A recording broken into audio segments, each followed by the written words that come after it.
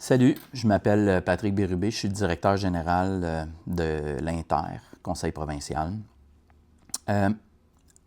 Hier matin, pris connaissance d'un article dans le Journal de Montréal, qui dit ici « Rôle du représentant en santé-sécurité, bisbille autour des frais de sécurité pour les condos ». Puis on ramène ça tout de suite en titre de 1125 à 3185 de plus pour les unités ou le nombre de portes, appelez ça comme vous voulez, là, au niveau des condos. Je me disais, honnêtement, on est-tu vraiment rendu là comme société? C'est-tu sérieux ces messages-là qu'on envoie quand on rattache la santé-sécurité des travailleurs et des travailleuses en construction à des cents puis des piastres? Est-ce qu'au niveau d'un contrat, la seule chose qui compte, c'est la ligne qui dit SST, puis au bout, le prix que ça coûte?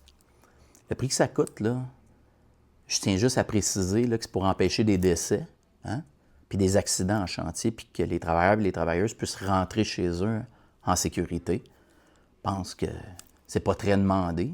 Puis je sais pas si la vie d'une personne, on est capable de chiffrer ça entre 1125 puis 3100 quelques piastres. C'est ça que ça vaut, la vie d'une personne. Je ne veux pas dramatiser, là, mais c'est ça la vie. Puis c'est ça qui se passe en matière de santé-sécurité, ces chantiers de construction. Puis ces chantiers de construction, on est encore malheureusement dans les chiffres les plus mortellement visés. C'est nous autres qui, malheureusement, le plus d'accidents. Et là, on est après de nous dire, mais ça coûte cher. Je ne sais pas, les entrepreneurs qui le dénoncent, si c'est des exemples de vertu en matière de santé et sécurité. Je ne sais pas si la seule chose qui compte, c'est la productivité, parce qu'on entend toujours ça, polyvalence, productivité, il faut se dépêcher, il faut construire mieux, plus vite. On est tous d'accord avec ça, mais ça ne sera jamais au profit de la santé et sécurité, c'est pas vrai, là.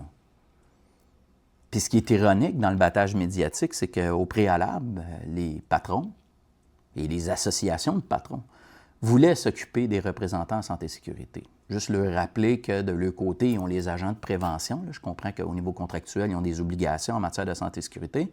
Mais pour qu'est-ce qu'il y ait des représentants puis des salariés, ça devrait être dans le cours des syndicats. Puis c'est pour ça qu'on s'est battu pour ça.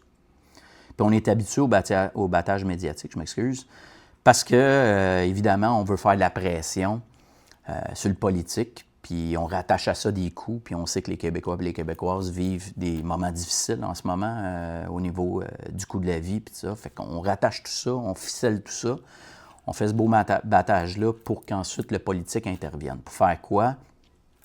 Probablement pour contraindre les représentants en santé et sécurité dans leurs accès en chantier, voire peut-être même les abolir. Bref, on voit qu'il y a un petit lobbying qui se pratique là, en ce moment là, pour compliquer la vie des représentants en santé et sécurité. Bien, moi, c'est à vous autres que je m'adresse, les représentants en santé et sécurité. Vous n'êtes vraiment pas un problème, vous êtes assurément une solution. Hein? Vous évitez des accidents, peut-être, puis voire assurément des décès. Puis c'est pas vrai que tous les patrons ne sont pas d'accord avec votre présence. D'ailleurs, on a plusieurs lettres qui prouvent le contraire. Il y a bien des patrons qui nous disent qu'avec votre collaboration, ils ont vu plusieurs bénéfices. Ils ont vu le taux d'accident descendre, puis ils ont vu aussi des bonnes pratiques, puis un changement de culture chez les travailleurs et les travailleuses. Fait que ceci étant dit, je prends juste un petit 5 minutes pour vous remercier pour ce que vous faites.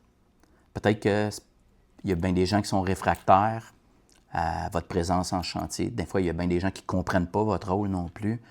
Mais en gros, si je le résume, votre rôle, c'est de protéger la santé et la sécurité des travailleurs puis leur vie.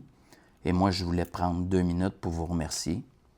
Pas simplement moi, mais l'équipe, les membres. Puis continuez à faire ce que vous faites. Nous autres, on ne vous lâchera pas. On va se battre. On s'est battu au départ parce qu'on y croit. C'est une vocation. On le sait que ça vous tient à cœur. Puis vous nous tenez à cœur aussi. Restez en chantier.